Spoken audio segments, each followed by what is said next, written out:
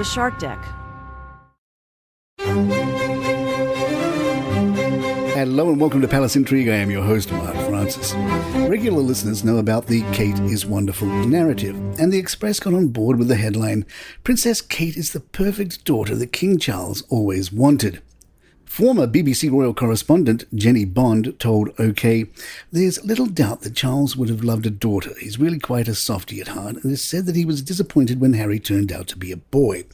Certainly Diana, although delighted to have a healthy second son, would have loved a daughter.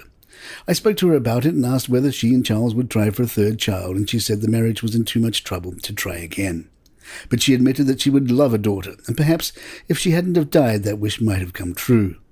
So for King Charles, it's a delight that he gets on so well with Catherine. He made efforts with Meghan too, but that has obviously not worked out. Charles has watched Catherine grow into her role, find the causes she truly cares about, and has supported her endeavours. I think Charles admires and appreciates the solid family network that Catherine has created for William.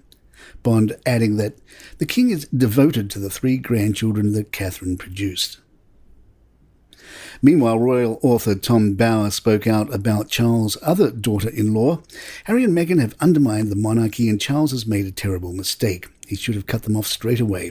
He should never have allowed their children to be made a prince and princess. And he shouldn't have invited Harry to the coronation. He should have just cut them off. Kate is wonderful, of course, and thus there's no reason to be surprised she's a great tipper. The Express reports Princess Kate attended her first music festival over the weekend, as she raved away at Houghton Hall. However, rather than frequent the festival food trucks, the princess opted to dine at the Turntable and Napkin restaurant, where a 4-course meal cost £60. The London Evening Standard reported Catherine was in high spirits, ordering spicy margaritas, eating affogato and speaking affably with the other members of her party. Her companions apparently carted in a huge Balthazar-sized bottle of AIX Rose, and together with Kate left the festival restaurant staff a £700 tip. GBN added, Catherine was nervous about the idea of attending the festival, but after much discussion with her protection officers, she went with lots of security. William wasn't there. Royal expert Kinsey Schofield shot down the idea that Kate is making late-night calls to Harry. She said, the Princess of Wales is not making late-night calls to Prince Harry. A significant amount of William's unhappiness towards Harry revolves around Harry and Meghan discussing Catherine so openly to Oprah and within Harry's memoir Spare. Catherine is very respectful of Prince William's feelings and wouldn't go behind his back to execute anything. The thought of her crawling out of bed to make phone calls is quite silly. William and Catherine do not receive regular updates on Harry and Meghan, so Kate would not be aware of any difficulties Harry was having to advise him to keep his chin up. The Prince and Princess of Wales are laser-focused on their goals for 2023 and are not distracted by the drama that seems to follow the Sussexes. They have made it a point to distance themselves. Meanwhile, Harry is defiant and will insist that there aren't any difficulties. I personally don't believe that Harry would speak to Catherine privately without Meghan's blessing.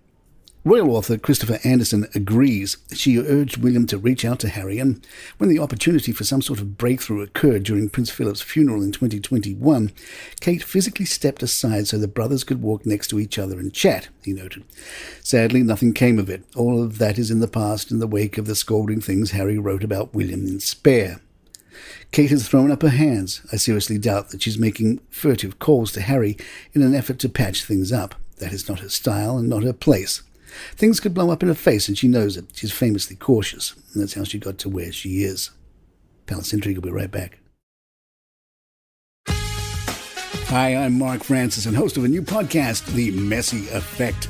Join us as we take you into the exciting new world of Argentine soccer phenomenon, Lionel Messi, and his new life at Inter Miami. Will bring you into the glitz, the glamour, the star-studded events, along with the exciting journey to a new world of U.S. soccer and international football with news and stories 3 times a week.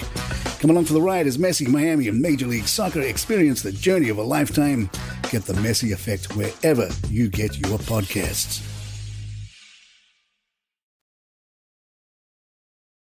Meghan continued to live her best life, spotted out enjoying a meal out with her friends in another birthday bash. The Express shares how Meghan posed for a selfie with her friends hairdresser Katie Lee and author Cleo Wade in a swanky restaurant garden. Posted on Miss Lee's Instagram account, highbrow hippie Meghan beamed ear to ear with her arms around her two friends.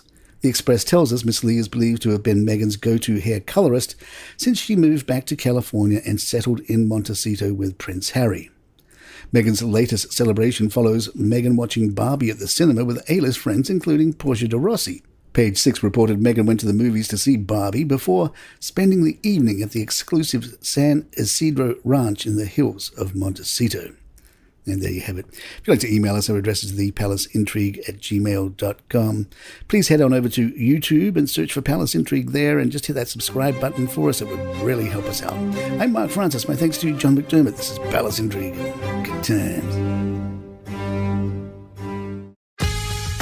Hi, I'm Mark Francis and host of a new podcast, The Messi Effect. Join us as we take you into the exciting new world of Argentine soccer phenomenon, Lionel Messi, and his new life at Inter Miami. Will bring you into the glitz, the glamour, the star-studded events, along with the exciting journey to a new world of U.S. soccer and international football with news and stories 3 times a week. Come along for the ride as Messi, Miami, and Major League Soccer experience the journey of a lifetime. Get the Messi Effect wherever you get your podcasts.